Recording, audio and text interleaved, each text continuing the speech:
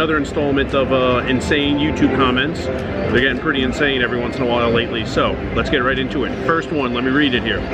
I'm 10 times the player you are. You run from the WSOP. I almost won my second bracelet event last year. I play every poker game, and I can run with all the big dogs in every format. I'm not correcting anyone's punctuation. At the end, yes, instead of a period, he used an asterisk. Okay. There are plenty of people who are 10 times as good as I am at poker.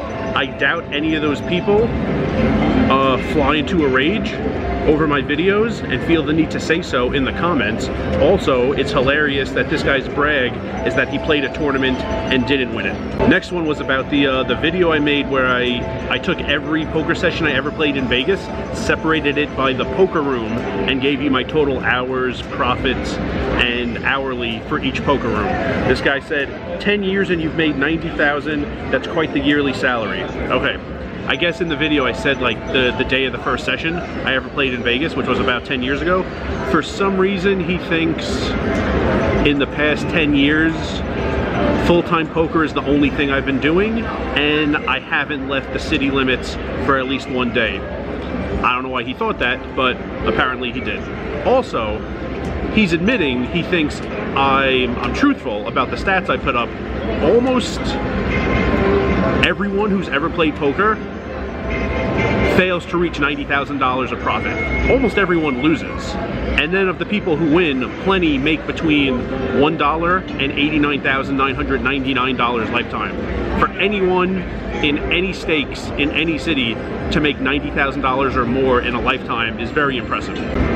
Alright, this one was about the move. The Venetian poker room is moving, and I went upstairs on the second floor in the shops and showed you where it was. This is a long one. This guy said, this is a great spot if you care about playing poker. Real poker players like more private rooms with less noise. Only fish love the noise and bustle of the floor. You have to have skill to play, and we get it. You don't have that and need other fish to win money. First of all, it's everyone in the world. If you're beating someone long term, you're better. If you're losing to someone long term, you're worse. If there's someone who's better than you, you by definition are not beating that player long term. So everyone who wins at poker needs to be playing against people who are worse. Also, I love when he says, we get it, as if he's speaking for the entirety of Earth, all 8 billion people. And for some reason he thinks I care about playing poker. I care about making money in poker. Playing poker isn't really that much of a concern of mine. Anything else? Oh yeah, just in general. I mean, the guy acts like he plays like 1,000, 2,000 mixed in Bobby's room, which I doubt. I don't believe he plays poker ever. All right, last one, then I'm gonna start walking as I explain this. This was a good one. People that don't like playing short-handed are nits, just waiting around to cooler people. Short-handed is way more fun and interesting.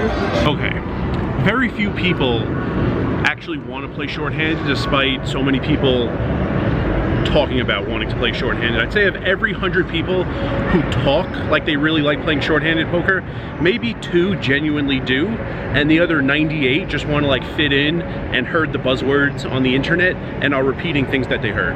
This is how table changing works. You want to change tables in a poker room, you ask for a transfer. You can't move right away if the table you're moving to is going to have the same or more players. So if you're playing on a full 9-handed table, and there's another table you want to move to, and that table is also 9-handed, you need two things to happen. First, you need someone to leave that table, so that table has a seat open and only 8 players at the table. Then, you need a new player to walk into the room, because you can't just move right away. That table you're moving to would have 9, you would leave your table with 8. You can't do that. You can't move to a table that's going to have more people after your move is complete.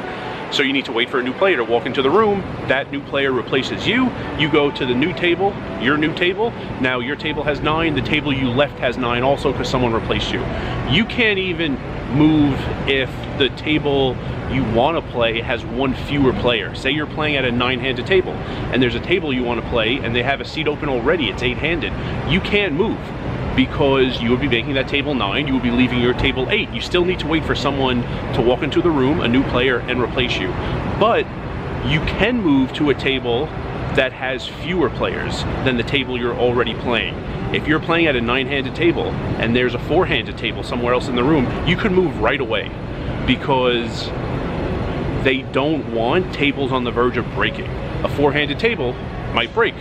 they would love someone to leave a full game. The floor would love someone to leave a full game, go to that table. Now that table has 5, it's not as likely to break in the near future, and the table you left still has 8. That table is nowhere near breaking either. This happened on day 2 of the challenge. I was at a full table in Bellagio, and I could hear, even though it was like 4 or 5 tables away, the conversations going on table 40 were amazing. I could tell the average pot size was really big. And I asked the floor, can I move to table 40 when it's available? He looked on the screen and he saw that they had 3 open seats. They were only playing 5-handed, and he said, yeah, you could go right now. I left my table with an open seat. They were 8-handed with me. When I left, they were 7, but I went to table 40 because even with me, we only had 6 at that table. You could move instantly. You know how often I see people leave full games and go to short games? It's just about never. I've played almost 14,000 hours of poker in casinos. Besides me, I've done it around 5 times. Besides me, I've seen it happen twice. Someone did it in Borgata in 2019, and someone did it in the Temp Room in Bally's, which is right across the street, by the way, in late 2022. It just doesn't happen. Just about nobody likes playing short, despite people talking about it. Enjoying short-handed poker is pretty much the Sasquatch of poker. And remember, rice is a spoon food.